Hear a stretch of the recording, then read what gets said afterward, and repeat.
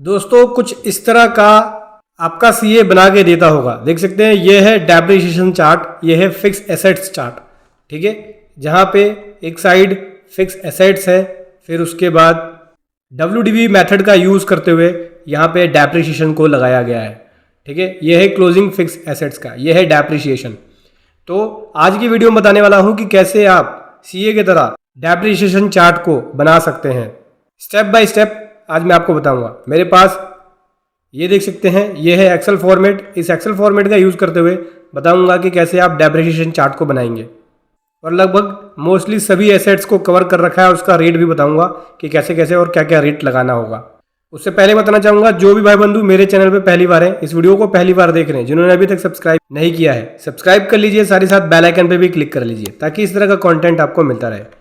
तो दोस्तों ये है हमारे पास फिक्स एसेट्स का चार्ट, जो कि हमने फाइनेंशियल ईयर 21-22 के लिए बना रखा है। सबसे पहले आ गया फिक्स एसेट्स का नाम, फिर उसके बाद WDV के हिसाब से जो ओपनिंग बैलेंस है उस फिक्स एसेट्स का वो आ गया। फिर अगर कोई एडिशन हुआ है तो उस एडिशन की डिटेल यहाँ पे आई है। एडिशन यहाँ पे 2/10/21 तक हुआ है तो उसकी डिटेल यहाँ आती है, और 2/10 के बाद हुआ है, 2/10/21 के बाद, तो उसकी डिटेल यहाँ पे आती है। डिलीटेशन में अगर कोई सेल हुई है तो उसकी डिटेल आएगी। ठीक है, फिर उसके बाद क्लोजिंग बैलेंस, फिर यहाँ से लगेगा डैप, फिर यहाँ पे डेप्रिसिएशन, फिर यहाँ पे निकलता है उसका क्लोजिंग बैलेंस। ठीक है, तो मैं बात करता हूँ एक एक करके सभी एसेट्स के बारे में। देखो मशीनरी का ओपनिंग बैलेंस ये है। मशीनरी के अंदर कुछ मशीनरी ऐसी है जो कि 2/10/21 से पहले परचेज की गई है। ठीक है, अगर 2/10/21 से पहले परचेज की जाती है या 2/10/21 तक परचेज की जाती है तो उस केस में पूरा डैप लगता है, और इसके बाद परचेज की जाती है तो उस केस में हाफ डैप लगता है। ठीक है, जैसे इसके ऊपर तो पूरा 15% मिल जाएगा, क्योंकि मशीनरी के ऊपर 15% का डेप्रिसिएशन है, और इसके ऊपर भी 15% मिल जाएगा, यानी दोनों के ऊपर मिला के आप 15% ले सकते हैं। लेकिन अगर 2/10 के बाद परचेज है मशीनरी तो उसके ऊपर आपको इसका हाफ मिलेगा। ठीक है, यानी 7.5% इसका डेप्रिसिएशन ले सकते हैं। 15% का रेट है, और यहाँ पे हमने यहाँ पे कैलकुलेशन कर रखा है, कैलकुलेशन करके यहाँ पे डेप्रिसिएशन निकाल रखा है। उसके बाद इस मशीनरी में से ये लेस होने के बाद डेप्रिसिएशन, ये मशीनरी का क्लोजिंग आ गया।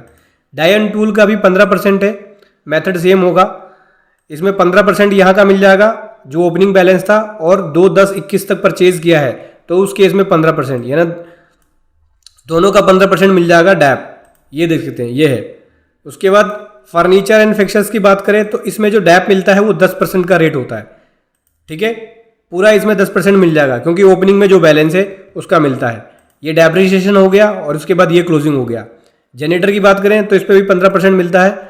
अगर कोई एडिशन होता, 2/10/21 तक का एडिशन होगा तो पूरा रेट मिलेगा, जितना भी रेट है उसका पूरा डेप्रिसिएशन मिल जाता है, और इसके बाद परचेज होती है तो उसका हाफ मिलता है। ठीक है, तो ये ध्यान रखना होता है। ये आ गया डेप्रिसिएशन जनरेटर का। फिर ऑफिस इक्विपमेंट की बात करें तो इस पर भी पूरा मिल जाएगा, इसका हाफ मिलेगा, ये भी 15% का रेट है, इस पर भी 15 मिलेगा। ठीक है, और 2 व्हीलर व्हीकल है, इस पर भी 15% का रेट मिल जाएगा। कंप्यूटर के ऊपर जो डेप्रिसिएशन मिल जाता है वो 40% का डेप्रिसिएशन मिलता है। ठीक है, ओपनिंग के ऊपर टोटल 40% का डेप्रिसिएशन, और ये लेस होने के बाद ये क्लोजिंग आ गया। एसी की बात करें तो इसमें 15% का डैप, मोबाइल फोन के ऊपर 15% का डैप। लगभग सभी assets, fix assets, mostly fix assets के अंदर 15% का डैप मिलता है।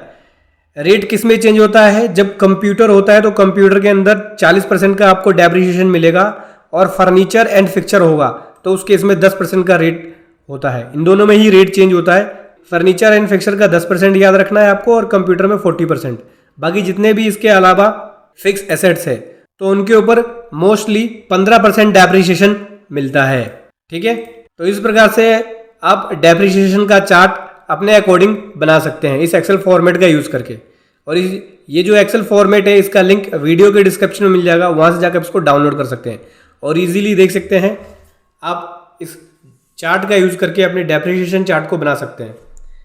Ctrl+P करेंगे तो देख सकते हैं बिल्कुल वैसा ही प्रिंट आएगा जैसा आपका सीए आपको बना के देता है, इस तरह का चार्ट।